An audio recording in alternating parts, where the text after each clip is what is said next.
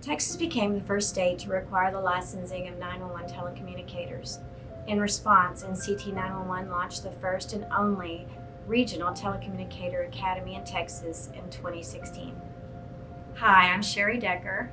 I was the 911 operations manager for NCT 911, and I have 41 years in public safety. In 2013, House Bill 1951 was passed, licensing telecommunicators in the state of Texas. Prior to that time, in the state of Texas, you could be a 16-year-old high school dropout with a criminal past and terroristic ties and be a telecommunicator in the state of Texas. Fill out a one-page application, start the next day, no background check, no information to say who you are or if you're going to be able to be held to the high standards of security, privacy, and safety that we provide for our citizens. In the passing of House Bill 1951, myself and my colleague at DENCO 911, Patty Cross, were able to go and meet with chiefs and sheriffs throughout the state of Texas, thanks to our employers and belief in licensing telecommunicators. We hit the ground running. We talked to sheriff associations, police associations. We met one-on-one with judges and mayors, and we spent a year trying to find out what it would take for them to back us and support us. And it all came down to the same question, of course, money for training. That if this was a law, then they would have to provide training and have a state licensing exam, as they do for police officers and jailers. We made a promise at that time and started building the foundation or laying the foundation of a telecommunicator academy. Once it passed, my director, Christy Williams, said, your wishes come true. You can have a telecommunicator academy, but it has to meet all the standards. How are we going to do it? How are we going to make it affordable? How are we going to get the input from the 911 centers that we serve? And then how are we going to do this with little or no budget and make it free?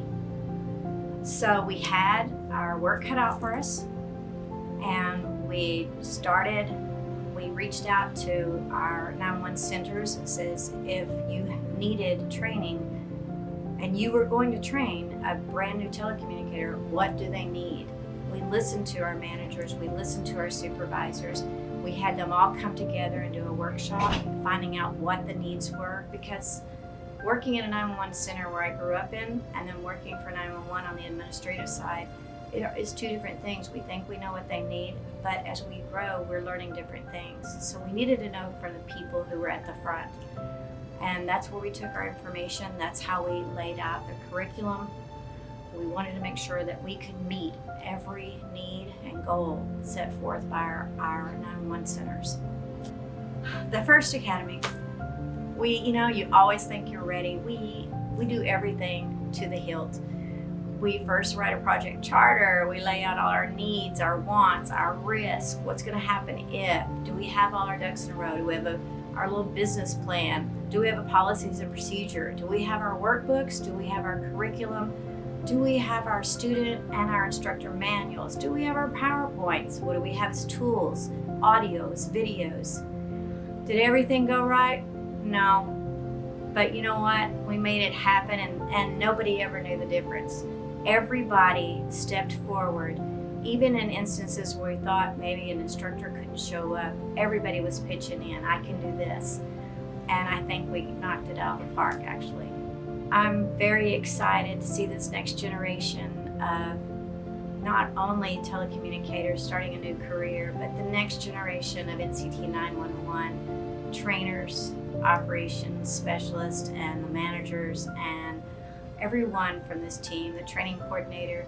It's really excited to see how from the very beginning, we were able to give them a really good foundation that now they can take and make their own twists and turns, where as 911 grows, they can be there for them. And I really, really appreciate that.